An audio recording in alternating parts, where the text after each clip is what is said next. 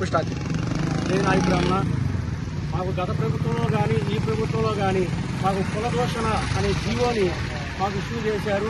అలాగే ప్రతి బీసీ కులాలకు కానీ వీటికి కూడా జీవో అనేది ఇష్యూ చేసిన తర్వాత కూడా ఇవాళ అవాకులు చవాకులు పేలుతున్నారు. ఎందుకంటే కులానికి సంబంధించిన సామెతలతో కులాన్ని ఒక బహుజన కులమైన మా నాయి బ్రాహ్మణ కులాన్ని డాక్టర్ బిఆర్ అంబేద్కర్ గారి రాజ్యాంగం ప్రకారం మేమంతా బహుజనులమే. అలాంటి బహుజనమైన మా నాయి బ్రాహ్మణులు కూడా కించపరుస్తూ ధనిక వర్గం వాళ్ళు కానీ కొన్ని అధికార పక్షం కానీ విపక్షాలు కానీ ఎవరైనా కానీ మా మీద అనవసరమైన సామెతలతో మమ్మల్ని మా మనోభావాన్ని కించపరుస్తూ ఈ విధంగా సామెతల్ని అతను కూడా ఒక పొలిటికల్ జేఏసీలో ఉన్నవాడే, అతను కూడా ఒక రాజకీయ నాయకుడే, ఇవాళ అతను కూడా ఒక ఎస్సీ నాయకుడు అయ్యుండి కూడా ఇవాళ ఒక బీసీ అయ్యుండి మా దళితులని మాలాంటి దళితులని ఇంకా అంటరాని వాడిగా అంటే పిల్లి అంటే ఎంత హీనంగా అయ్యి ఉంటుందో ఆ పిల్లి తలకొరిగేవాడు అని అంటూ ఆ విధమైన సామెతని మా మీద దుష్ప్రచారం చేస్తూ ఆ సామెతను 10 మందికి తెలిసే విధంగా మీడియా పరంగా సోషల్ మీడియాలో కానీ మీడియా పరంగా కానీ ప్రింట్ మీడియా ద్వారా కానీ అతను అన్ని రకాలుగా అతను ఇష్యూ చేసి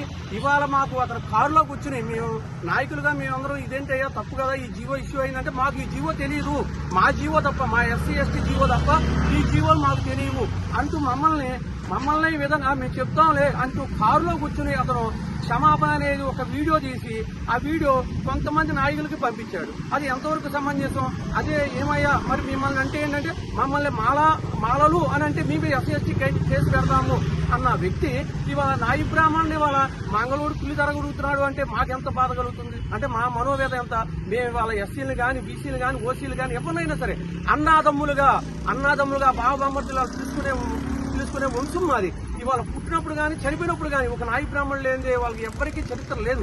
అలాంటి గొప్ప చరిత్ర కలిగిన మేము ఇవాళ ఈ సామెతలతో మా మనోభావాలనే చంపుకోవాల్సి వస్తుంది.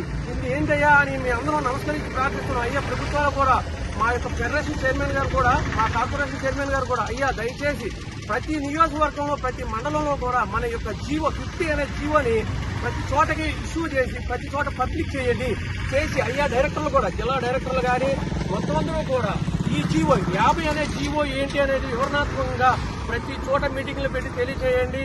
జై నాయి బ్రాహ్మణ, జై నాయి బ్రాహ్మణ.